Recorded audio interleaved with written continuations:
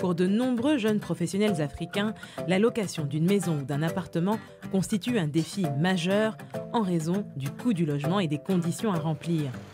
Ici à Dakar, par exemple, la location d'un logement moyen, disons 2 chambres-salon, peut coûter entre 250 et 310 $ par mois. Et entre les exigences des propriétaires et les commissions des agences immobilières, notre potentiel locataire peut avoir à débourser jusqu'à 1, 2, 3, voire 4 mois de loyer à l'entrée.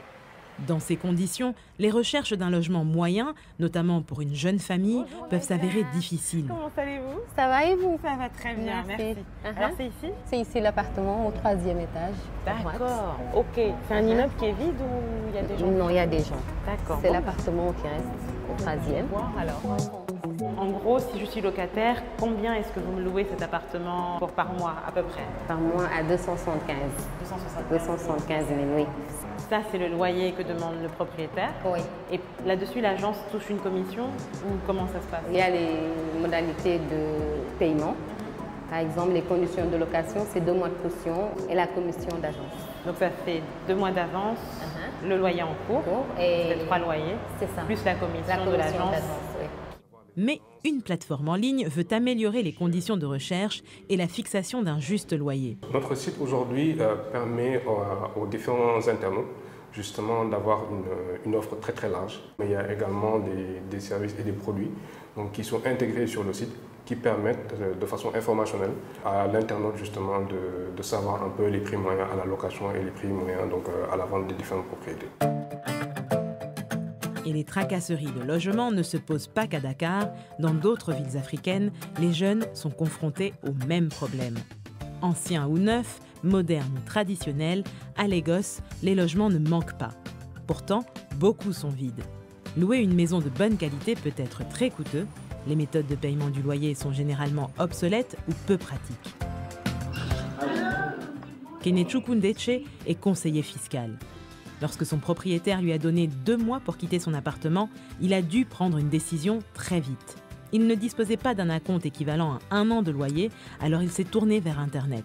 Aujourd'hui, il vit en colocation dans une maison gérée par Fiverr. Grâce à cette application, Kenechukwu peut payer son loyer tous les 3 mois. Au Nigeria, les propriétaires vous demandent généralement un loyer forfaitaire d'1 ou 2 ans. Et la plupart d'entre nous, les jeunes Nigérians de la classe ouvrière, nous ne pouvons pas nous permettre ça. Fiverr a été cofondé par Obinna Okodu et Demi Ademuson il y a 2 ans. Le duo travaille en collaboration avec des propriétaires et des promoteurs immobiliers. Sur leur site, ils proposent des logements qui peuvent être loués en quelques clics. D'autres plateformes, similaires à Fiverr, sont en cours de lancement.